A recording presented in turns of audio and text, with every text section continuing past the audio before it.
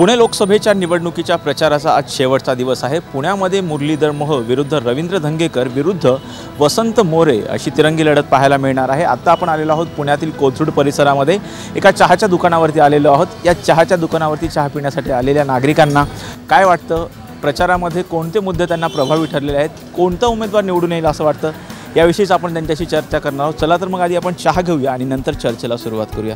दादा, तुम्ही पण इथंच आहात, तुम्ही पण प्रचार बघता। या भागामध्ये विशेषतः ज्या दिवशी मुरलीधर मोहोळ हे फॉर्म भरत होते तेव्हा खूप गर्दी झाल्याचंही दिसलं होतं। काय कोणाचं हवा वाटते इथं? हवा अशी कोणाचीच नाही। मुरली अण्णा पण तेवढेच जोरात आहेत आणि रवींद्र भाऊ धंगेकर तेही तेवढेच जोरात आहेत। दोघांमध्ये टफ फाईट होणार आहे, बाकी काही नाही। प्रचारामधले असे कोणते मुद्दे तुम्हाला प्रभावी वाटले? तुम्ही तर बघताय बहुत अडथळा निर्माण झाला। जेव्हा मुरली अण्णांची रॅली निघाली तर किलोमीटरवर रांगा लागल्या होत्या। म्हणजे मेन रोड जो आहे कर्वी रोड पूर्णपणे बंद केला होता, जे की तुम्ही आधी लोकांना सांगायला पाहतो आम्ही रॅली काढतो इकडनं, तुम्ही काय ते पर्यायी मार्ग शोधा। तर त्यांनी सांगितलं होतं, अचानकपणे रॅली घेतली, सगळे रस्ते बंद झाले। म्हणजे जो टायमिंग असतो ते सगळ्यांना कामा जायचा टायमिंग असतो, सगळ्यांचा खोळंबा झालेला आहे त्याविषयी। काय वाटते कोण येईल निवडून? सगळं बघताय तुम्ही, मध्ये खूप फाईट होणार, टफ फाईट होणार। बाबा, लोकसभेची निवडणूक आहे, इथं लोकसभेची निवडणूक चालू आहे, कोण निवडून येईल वाटते? सगळा प्रचार बघताय तुम्ही। दंगेकर का बरं वाटते बाबा असं? काँग्रेस पक्ष आहे तो। हां, ते जाणार। भाजपने काय केलं 10 वर्षात? बाबा, खूप असं प्रचाराचे मुद्दे जोरात होते, असा कोणता मुद्दा आहे जो प्रचारामध्ये तुम्हाला वाटला की बाबा हा चांगलं काम करतोय? असं प्रचार केलाच नाही मी, हिंडलोच नाही तर काय सांगू मी।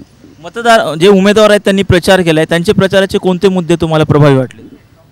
मतदानाचं आपलं मत द्यायचं आणि बाजूला व्हायचं। काय अपेक्षा आहेत, काय काम करावं असं खासदारांनी जो कोणी निवडून येईल? काय काम करायचं? ज्यांनी निवडून येईल ते काम केलं म्हणजे झालं काम, पण ते कामं चांगली करायची बस, बाकी काय नुसतं पैसे नाही खायचं। हां, मी इथलं नाही आहे। कुठले आहेत तुम्ही? सांगली कोल्हापूर। सांगली कोल्हापूरमध्ये कोण येईल वाटतं? सध्या सांगलीमध्ये आता 10 वर्ष झालं भाजपच होतं, पण यावेळी बदल होण्याचे चान्सेस आहेत। कोण तरी? विशाल दादा। आणि कोल्हापूरमध्ये त्याला कोल्हापूरमध्ये काय वाटतं? शाहू महाराज येतील वाटतं। का? हां, का बरं? काय कोणते प्रचाराचे मुद्दे प्रभावी वाटले तुम्हाला शाहू महाराजांच्या प्रचारामध्ये? नाही, त्यांचं उमेदवारी चांगली आहे। बाबा, काय सांगाल तुम्ही? इथून प्रचार बघताय सगळा, काय मोहोळ साहेब आहेत, येतील। हवा कोणाची? मोहोळ साहेबच येते कोथरूडमध्ये। कोथरूडमध्ये का? बरं, बऱ्याच दिवसापासून, महिन्याभरापासून प्रचार सुरू आहे, कोणते मुद्दे प्रभावी वाटले प्रचारात? ते बाकीचं नाही सांगता येणार, बाकीचं नाही काय। बरं, जो कोणी खासदार म्हणून निवडून येईल त्यांच्याकडून काय अपेक्षा आहेत? बघू आता काय करतील, तेव्हा जे करतील ते, आपलं काय नाही। बाबा, इथं निवडणूक सुरू आहे, कोण खासदार म्हणून निवडून येईल वाटतं? हे खासदार कुणीही आलं तरी त्यात काय आम्हाला अपेक्षा नाही, कुणीही यावं। पण आज 25 वर्ष झालं आम्हाला इथं राशन मिळणार, काय मिळणार, राशनवाले देत नाहीत, काय नाहीत, आज हे उद्या हे निसते असं आम्हाला लांबत नेले। आज 25 झालं आम्हाला द्यायना, बघा कुठेही चौकशी करा।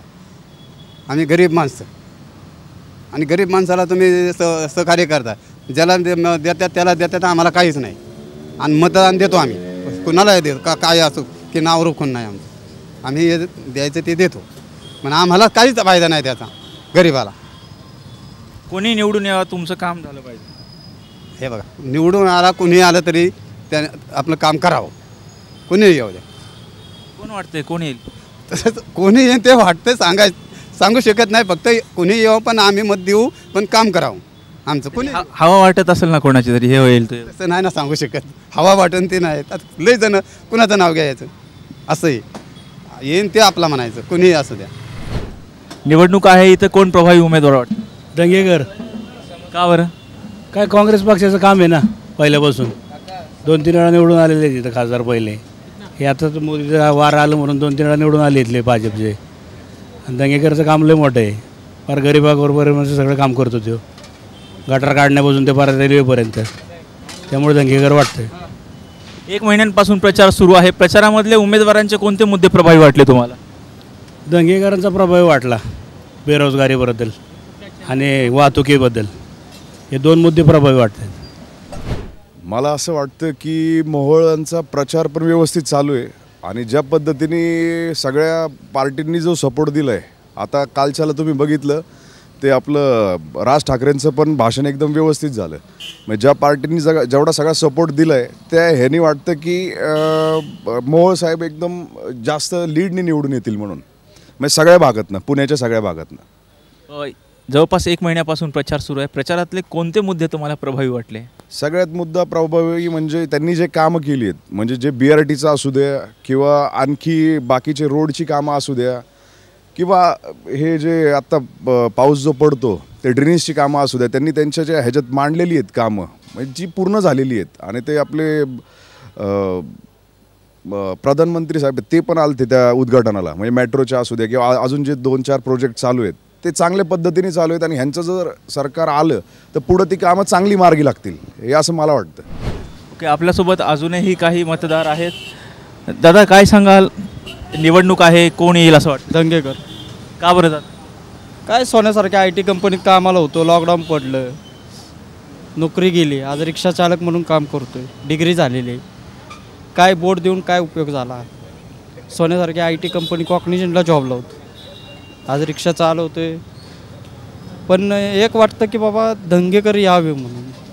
मोदींनी काय केलं काय नाही, जगासाठी काय केलं माहिती नाही, पण मी सोन्यासारखं डिग्री असून माझ्या कंपनीला आज रिक्षा चालक आहे, आज माझ्या जीवाला माहिती.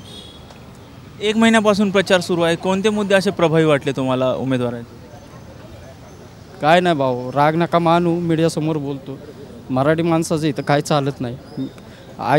IT कंपनीत कामाला आहे, पहिल्यांदा भरती करली जाते, मराठी पोरांकडनं पैसे घेतले जातात भरतीसाठी 15,000 20,000, महिनाभर काम लावतात, काय ना काहीतरी कारण काढून त्यांना कामावरून काढलं जातं आणि त्यांच्या जागी बिहारी कामाला पोरं लावली जातात. बाहेर नेऊन इथं काम करायला लागते. आम्हाला लाज वाटते की आम्ही महाराष्ट्रीयन माणसं असून आम्हाला इथं काम भेटत नाही. आज आम्ही रोजारोटे करतो.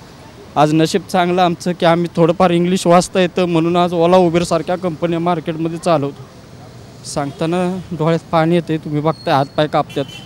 आज एवढं माझं लहान वय असून, कवळं वय असून, माझं 21 वय पूर्ण आहे, मला सगळं कळतं आहे. माझ्यासारखी अशी कितीतरी मुलं असतील, कितीतरी माणसं असतील की या सगळ्या गोष्टीचा सामना करावा लागतो. तुम्ही प्रचार बघताय, बरेच 1 महिन्याभरापासून प्रचार सुरू आहे. कोण निवडून येईल वाटते? काय लोकमतावरती आहे का नाही, तर लोकांचं मत कुणाकडे फिरन तसं काय आपण सांगू शकत नाही. असं लोकमतावरती आपण काय तसं नेमकं काय सांगणार? आपण आपल्या घरातलं मत नाही सांगू शकत, तर दुसऱ्याचं काय आपण सांगणार? ते हे जगाचं आहे. नागरिक होते, त्यांच्या प्रतिक्रिया आपण जाणून घेतल्या. त्यांच्या मनातील खासदार कोण आहे, त्यांच्या खासदाराकडून काय अपेक्षा आहेत आणि या प्रचारामध्ये कोणते मुद्दे प्रभावी त्यांना वाटले हे सुद्धा आपण जाणून घेण्याचा प्रयत्न केला. व्हिडिओ जर्नलिस्ट पियुष एरोडेकरसह राजरत्न जोंधळे, टॉप न्यूज मराठी, पुणे.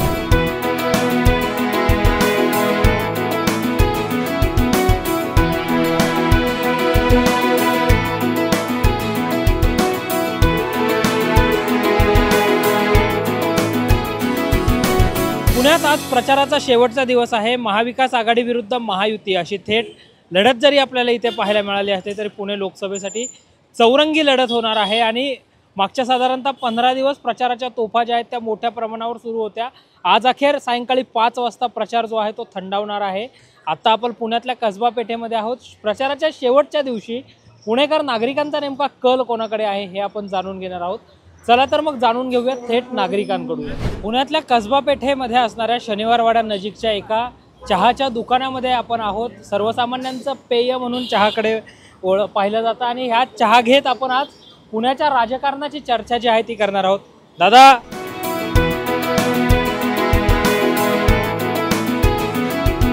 तर चहाचा आस्वाद घेत आपण पुण्याच्या राजकारणाविषयीची चर्चा जी आहे ती चर्चा करणार आहोत आणि पुणेकरांकडून त्यांच्या मनातला खासदार जो आहे तो खासदार जाणून घेणार आहोत. आणि पुणेकरांचे नेमके प्रश्न काय, प्रचारामध्ये नेमका कोणता मुद्दा गाजला होता हे आपण थेट पुणेकरांकडूनच आता जाणून घेणार आहोत. दादा, प्रचाराचा शेवटचा दिवस आहे, काय वाटलं 15 दिवसात कसा प्रचार झाला? प्रचार ठीकठाक झाला ह्या वर्षी, पण तेवढं वाटलं नाही पुणेमध्ये असं की जसं व्हायचा तसा प्रचार तेवढा झालेला नाही आहे तरी माझ्या मते तरी, पण तरी ठीक आहे सध्या. कुठला मुद्दा वेगळा वाटला यावेळी, म्हणजे प्रचाराचं वेगळे पण काय झालं? वेगळे पण म्हणजे जे मुद्दे होते ते तर ठेवलेच नाही यांनी, जसं बेरोजगारी वगैरे आहे किंवा जसं एक्झाम्स वगैरे लवकर होतील, काही होतील. मुलांबद्दल तर काही विचार केला नाही यावेळेस, जॉबबद्दल वगैरे. पण यावेळेस तर काही म्हणजे विचारच नाही केला, असं बोललेच नाही काही. वेगळेच कोणतेही मुद्दे मांडले, धर्माबद्दल वगैरे समथिंग. तर जर आपण पाहिलं पुण्याच्या कसबा पेठेमधल्या नागरिक मतदारांकडून आपण त्यांचा कल जाणून घेतोय. दादा, प्रचाराचा शेवटचा दिवस आहे आज, काय वाटतं कसा प्रचार झाला 15 दिवसात? चांगल्या प्रकारे झाला. कुठला मुद्दा वेगळा वाटला? मुद्दत नाही सांगते ना. बरं, 15 दिवसाचा प्रचार तुम्ही बघितलाय, काय वाटतं मनातला खासदार कोण आहे? मनातला दंगेकर लागला असं वाटते मला. मोहोळ साहेबच वाटतात ते, कारण जशी ज्या प्रकारची कामं आहेत आणि ज्या प्रकारे सेंट्रलमध्ये पण कामं चाललीत मोदी सरकारची, तर त्याप्रमाणे तर तसंच वाटतंय. ऑपोजिशनला ठीक आहे, आता पुण्यात यांचंच आहे व्यवस्थित दंगेकरांचं, पण सेंट्रल जर बघितलं आपण भारताच्या दृष्टीने तर मोहोळच योग्य वाटतं. ते मोहोळांसाठीच राहील बहुतेक. प्रचारात कोणते मुद्दे प्रभावी वाटले तुम्हाला दोन्ही बाजूंचा जेव्हा प्रचार बघितला तेव्हा? ॲक्च्युली मी एवढं प्रचारामध्ये तेवढं लक्ष दिलेलं नाही आहे अजून, पण तरी वाटतं की असं भाजपच येईल, कारण त्यांचे जे मुद्दे आहेत किंवा ज्यांनी आत्तापर्यंत कामं केलीत गेली 8 वर्ष, तर ते बऱ्यापैकी प्रभावी आहे. काय दादा, 15 दिवस प्रचार झाला जोरात एकदम, काय वाटतं, काय म्हणजे कसा वाटला प्रचार? प्रचार चांगला होता, पण केवढा अंदाज नाही कोण येईल काय एवढं. बरं, काय वेगळे पण काय वाटलं म्हणजे दरवेळेच्या प्रचारात आणि या प्रचारात? प्रचारात दोन्ही पक्षांनी लावलेले आहे ताकद, प्रचार जोरात चालू आहे, पण आता कोण काय सांगता येणार नाही. सगळे थोडीच थोड आहेत दोन्ही उमेदवार. पक्ष चांगला आहे, कामं चांगले सगळे, पण आता सांगता येत नाही काय. आपण पुण्यामधल्या चहाच्या एका दुकानामध्ये आहोत आणि इथल्या कार्यकर्त्यांकडून त्यांच्या मताचा, जनमताचा कानोसा जो आहे तो घेणार आहोत. काय दादा, 15 दिवस प्रचार एकदम जोरात रंगला होता, प्रचारात काय वेगळे पण वाटलं यावेळेस? वेगळे पण असं म्हणजे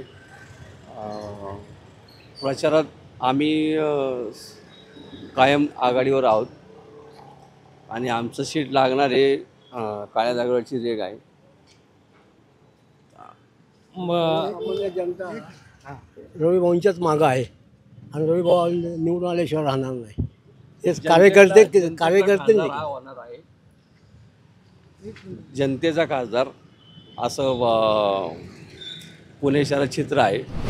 पुणे शहरात जेव्हापासून आमचे रविभाऊ धंगेकर नगरसेवक झालेत तेव्हापासून जे जनतेशी त्यांची नाड जुळलेली आहे, त्यांनी कधीही कोणालाही विचारलं नाही की तू कुठल्या भागातला आहे, तुझं काय काम आहे किंवा काय असेल ते सांग, बाकी तू कुठल्या पक्षात आहे, काय कुठं राहतो, कधीच विचारलं नाही. त्यांनी तेव्हापासून जे ते धरलेलं आहे ते आजपर्यंत कुठल्याही माणसाचं शैक्षणिक काम असो, वैद्यकीय काम असो किंवा इतर कुठलंही काम असो ते तत्परतेनेच करतात. रात्री 2 वाजता मी माझं एक सांगतो, आमचे मित्र आहेत अशोक हिंगे, त्यांच्या मातोश्री वारल्या तर त्यांना ती बॉडी गावी न्यायची होती आणि रात्री 1:30 वाजता त्यांना डेथ सर्टिफिकेट पाहिजे होतं. मी रविभाऊच्या घरी गेलो रात्री 1:30 वाजता, त्यांनी बेल वाजवल्याबरोबर खाली आले, काय काम आहे असं लगेच मला त्यांनी ते पत्र दिलं आणि आम्ही ती बॉडी घेऊन गावी गेलो. म्हणजे अशा अनेक कामं आहेत की ज्याच्यामध्ये रविभाऊ कधी मागेच नाही. तो कधी म्हणत नाही तू BJPचा आहे का, तू अमका आहे का, तू काँग्रेसचा आहे का, कधीच नाही. त्यांनी प्रत्येक काम हे मानव म्हणून केलं आहे. खूप मानवतावादी माणूस आहे आणि त्याच्यामुळेच अखंड पुणे शहरातले तुम्ही व्हिडिओ पाहिले असतील, प्रत्येक महिला म्हणते की रविभाऊने आमचं हे काम केलं, रविभाऊने आमचं ते काम केलं. आता हे जे आहेत अण्णा, हे महापौर होते तेव्हापासून ते कधी कुणाकडे गेले का? महापौर का एका वार्डाचा नसतो, तो अखंड पुणे शहराचा असतो. ते फिरलेत का? नाही फिरले. अहो त्यामुळे जर ते पाण्याचं इतकं म्हणजे कुठले गाळ काढले नाहीत त्यांनी चेंबरमधले वगैरे कधीच, त्यामुळे पाणी साठलेलं ते व्हिडिओ तुम्ही पाहिला असेल. हजारो कामं आहेत अशी. नदी नाल्याचा प्रकल्प त्यांनी हाती घेतला, काहीच केला नाही. आणि विशेष म्हणजे तुम्ही व्हिडिओमध्ये किंवा क्लिपमध्ये पाहिलं असेल 400 पट त्यांचे पैसे वाढलेत. ही तर कल्पना असेल तुम्हाला. आता आज तर प्रचाराचा शेवटचा दिवस आहे, कुठला मुद्दा तुम्हाला वेगळा वाटला प्रचारामध्ये? आमचा मुद्दा फक्त आम्ही लोकांची सेवा करणार हाच आमचाच मुद्दा आम्हाला आहे, बाकी कुठलंच नाही. त्यांनी काही सांगो, हे साधा सिलेंडर बघा ना, त्या भगिनी म्हणतात 400चा सिलेंडर 1200ला गेला. कुठली गोष्ट, पेट्रोल आपण 60 रुपयांनी भरत होतो त्यावेळेस 14च्या अगोदर, हे आता झालं 103 रुपये. म्हणजे आपण काय मुद्दा काय तुम्हाला सांगायचा, तुम्हाला सगळे मुद्दे माहिती आहेत आणि ते फक्त मोदी आणि मोदी आणि मोदी एवढंच म्हणतात. बाकी त्यांचं कार्य ते कुठं सांगतात का? नाही सांगू शकतच नाही. त्यामुळं आमचं काही म्हणजे विजय आमचा हा 1000% 100% नाही, 1000% विजय आमचाच आहे. कारण आमच्याबरोबर लोक आहेत, आमच्याबरोबर गरीब जनता आहे, सगळे व्यापारी पण आमच्याबरोबर आहेत. अहो GST बघा ना तुम्ही. तुम्ही काय सांगाल बाबा? सर्वसामान्याचे नेते रविभाऊ आहेत आणि प्रत्येक नेते आपल्या पुढच्या ह्यानं बघतात. त्यांनी सांगितलं की पुढच्या पट्टीतच बघतात. सर्वसामान्याचं काम करणारा रविभाऊ, आणि रविभाऊ नक्कीच निवडून येणार सर्वसामान्य नेते असल्यामुळं.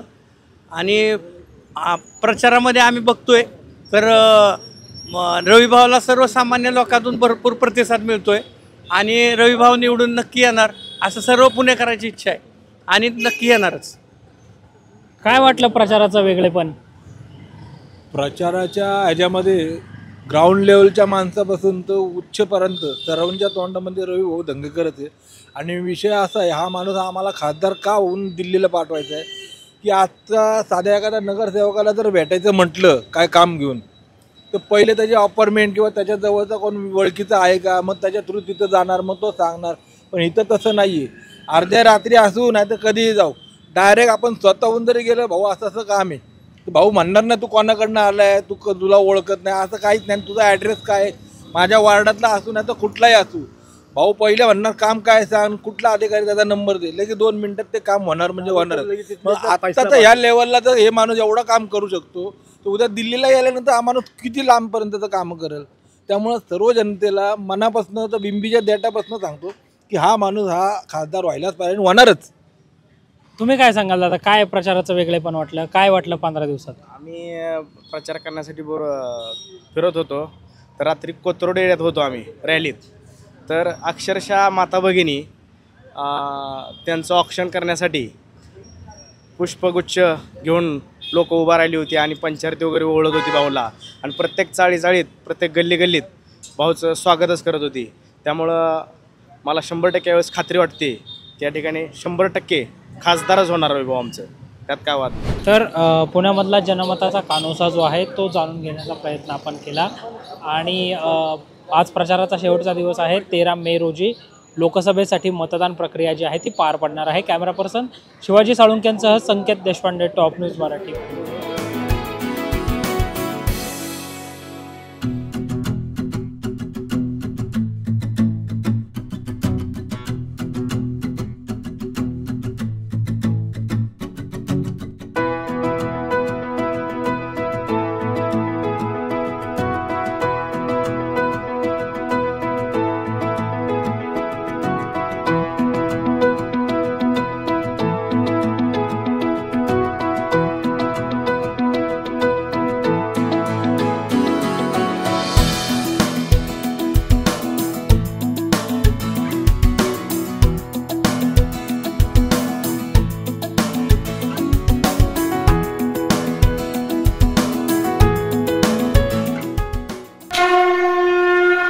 जय भोलेनाथ, जय जय Bholenath.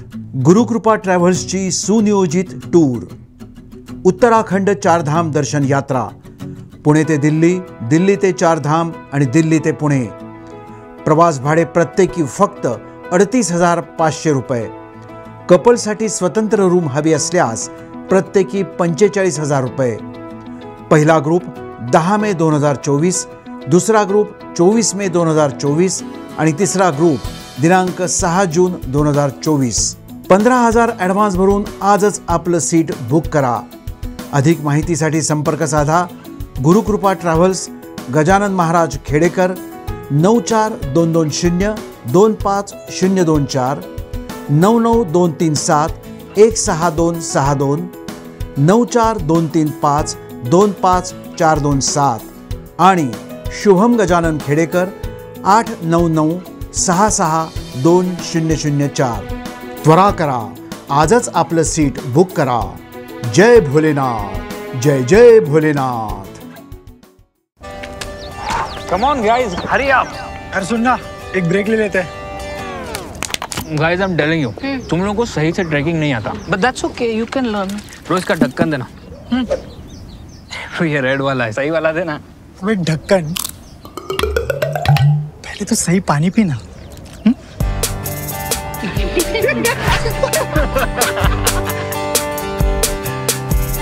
Manikchand Oxyrich, proudly Indian.